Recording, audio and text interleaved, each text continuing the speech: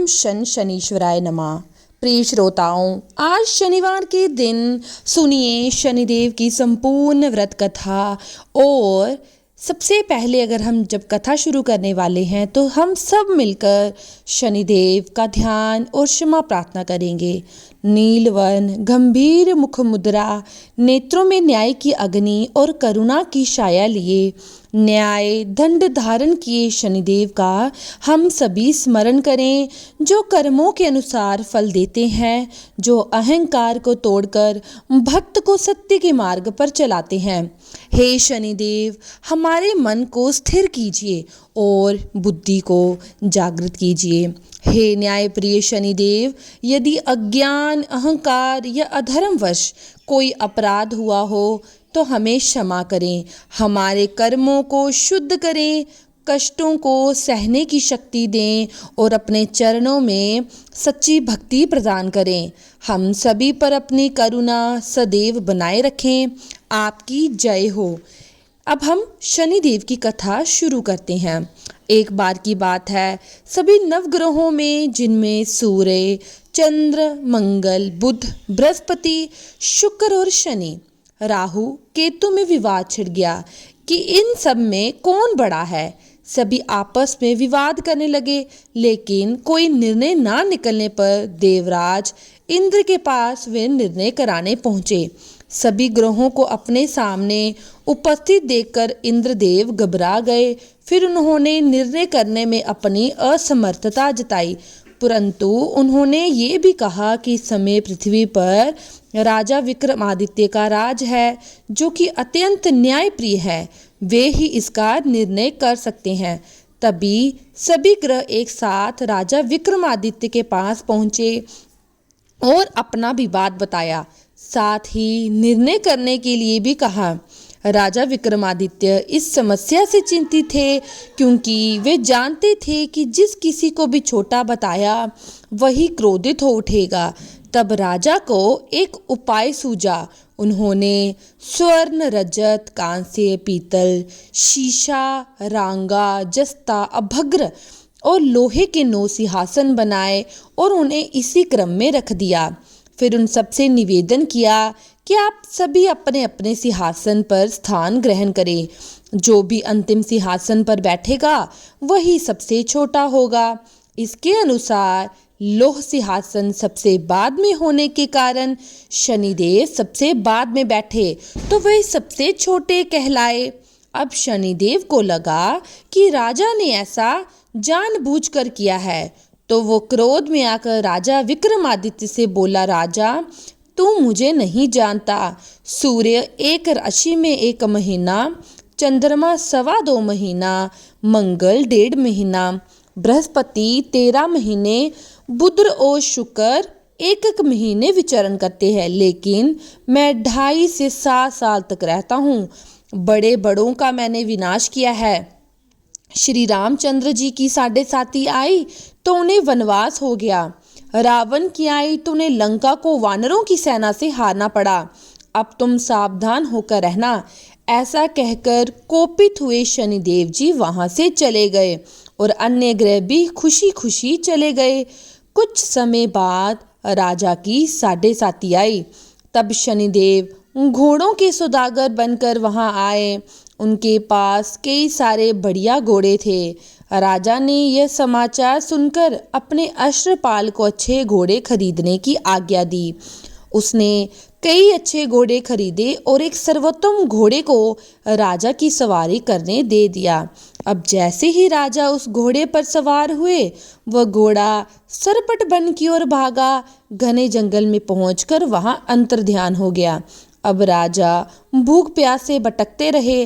तब एक ग्वाले ने उन्हें पानी पिलाया। राजा ने प्रसन्न होकर उसे अपनी अंगूठी दी और वह अंगूठी देकर राजा अपने नगर को चल पड़े।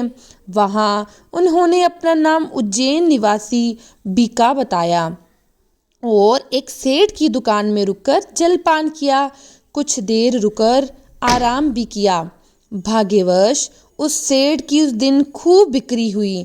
अब सेठ रूप बदलते हुए राजा विक्रमादित्य को अपने साथ अपने घर ले गया।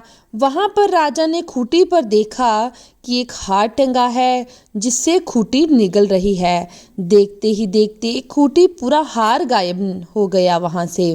तब सेठ ने वापस आने पर देखा कि हार तो गायब है। सेठ ने समझा विका ने ही उसे चुराया है। सेठ ने कोतवाल के पास उसे पकड़वा दिया।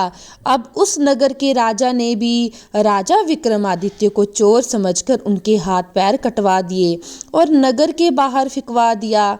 वहां से एक तेली निकल रहा था जिसे दया आई और उसने विका को अपनी गाड़ी में बिठाया। वह अपनी जीभ से बैलों को हाँकने लगा। उस समय तक राजा की शनि दशा समाप्त हो गई। वर्षा ऋतु आने पर राजा मल्हार गाने लगे।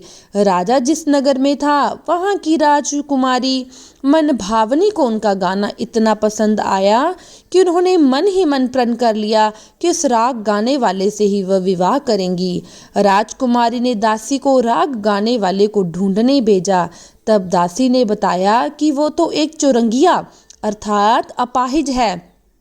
परंतु राजकुमारी नहीं मानी। अगले ही दिन वो भूख प्यास त्याग कर अनशन पर बैठ गई कि विवाह करेगी तो उसी से करेगी।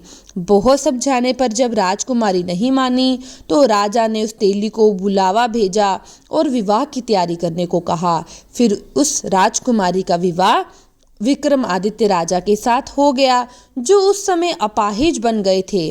तब एक दिन सोते हुए स्वप्न में शनिदेव ने राजा को दर्शन देकर कहा कि राजा, देखा तुमने मुझे छोटा बताकर कितना दुख झेला है।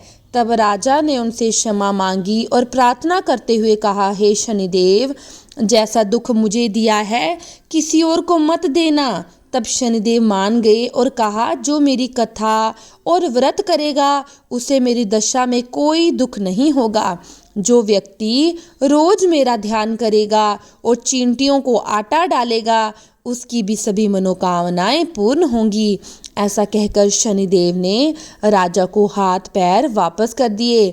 इधर प्रातःकाल आंख खुलने पर राजकुमारी ने जब ये देखा तो वो बड़ी आश्चर्यचकित हो गई। तब विका अर्थात राजा विक्रमादित्य ने राजकुमारी को अपनी सारी बात बताई कि वह उज्जैन के राजा विक्रमादित्य हैं। सभी जानकर अत्यंत प्रसन्न हुए। सेठ ने जब ये सुना तो वह राजा के पैरों पर गिरकर क्षमा प्रार्थना करने लगा। राजा ने कहा, ये तो शनिदेव का क्रोध था, इसमें किसी का कोई दोष नहीं। सेठ ने फिर राजा से निवेदन किया कि मुझे शांति तब मिलेगी जब आप मेरे घर खाना खाने आएंगे। तब सेठ ने अपने घर तरह तरह के व्यंजन बनाए, राजा का सत्कार दिया।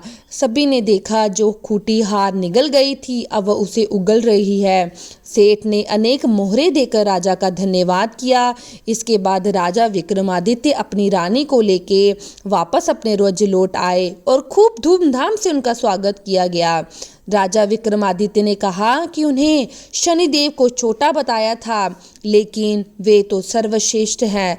तब से राजा विक्रमादित्य के राज में शनिदेव की पूजा और कथा रोज होने लगी। शनिदेव की यह दिव्य और प्रेरणादायक कथा अब पूर्ण होती है।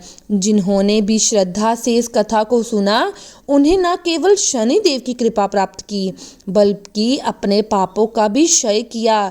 कथा श्रवण का यही संदेश है, जो जैसा कर्म करेगा वैसा फल पाएगा, पर शनिदेव यदि कृपा करें तो दुर्भाग्य भी सौभाग्य बन जाएगा। अब हम सब मिलकर शनिदेव जी से विनम्र प्रार्थना करते हैं, हे कर्मों के न्यायाधीश शनिदेव, हमारे अच्छे बुरे सभी कर्मों को क्षमा कर हमें सही राह दिखाएं। हमारे जीवन में संकट, दरिद्रता, रोग और शत्रुता को दूर कर धैर्य, विवेक, संयम और सफलता प्रदान करें।